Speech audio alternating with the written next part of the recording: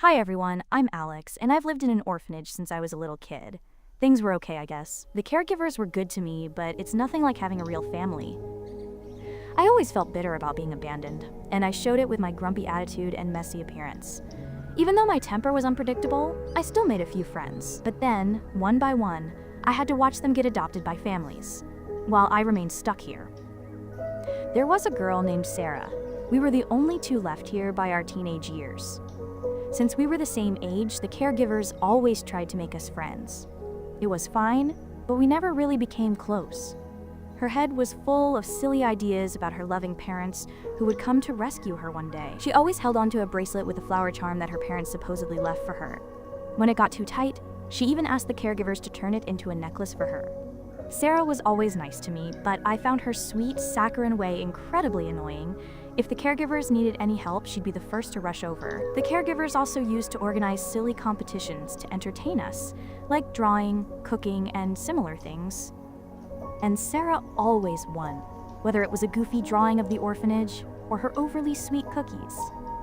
Families usually didn't want to adopt a difficult teenager, so one day, when a couple came in and specifically said they were looking for an older child, I couldn't believe my luck.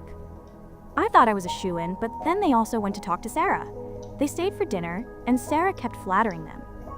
This made me so furious that I knocked over my bowl of tomato soup and watched it splatter all over Sarah's white shirt.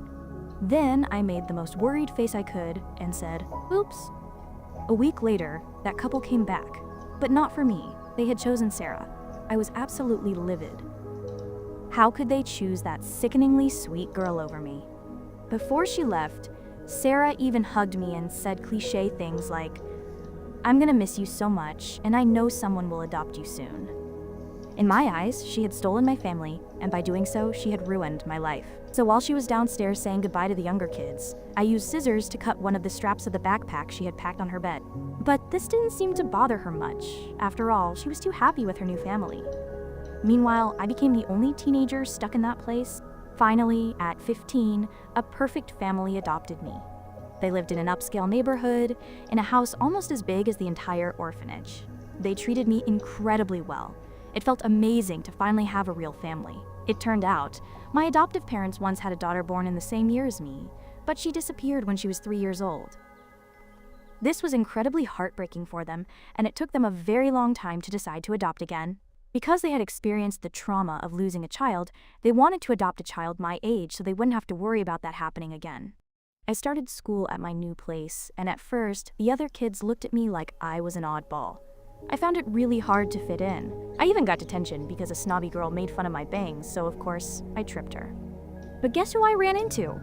It was Sarah! She went to this school too, and she was really nice to me. She let me hang out with her friends, and I got along with her much better than back at the orphanage. We talked and caught up on each other's lives.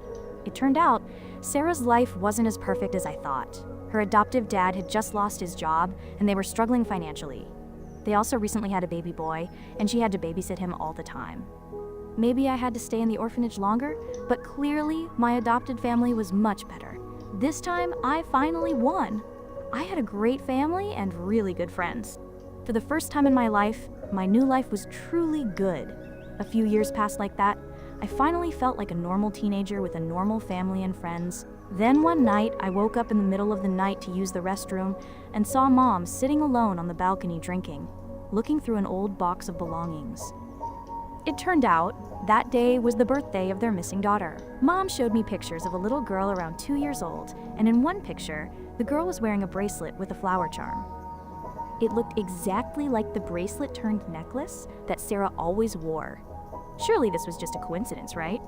After talking to Mom, I went back to bed but just lay there staring at the ceiling. The more I thought about it, the more terrifyingly, all the timing and details matched up. Oh my gosh, could Sarah really be my adoptive parents' long-lost daughter? In one of the pictures Mom showed me, I also noticed their daughter had a diamond-shaped birthmark on her right bicep. That night, I couldn't sleep at all. I needed to check if Sarah had that birthmark before saying anything to my adoptive parents. Ironically, the next day was pouring rain and freezing cold, so of course Sarah was wearing many layers of clothing. I had to come up with some plan to see if she had that birthmark. I stuck to her all day, touching her sweater and complimenting it profusely. Then I asked to borrow it to try on for a bit because I wanted to buy one just like it. She hesitated because it was cold, but I kept pleading until she gave in, and we went into the restroom. While she was changing, I had to climb onto the toilet in the next stall to peek over. And guess what? Sarah had the exact same diamond-shaped birthmark on her right bicep. What do I do now? I have a perfect life with my adoptive parents, and for the first time, I don't have to be second best to Sarah. If I tell them, they might not want me anymore, and I can't bear to be rejected to make way for that perfect Sarah again. But at the same time, my parents have been so good to me, how can I hide such a monumental secret from them? My story ends here. Make sure you've subscribed to the channel and turned on notifications. Thanks for watching till the end, and see you next time.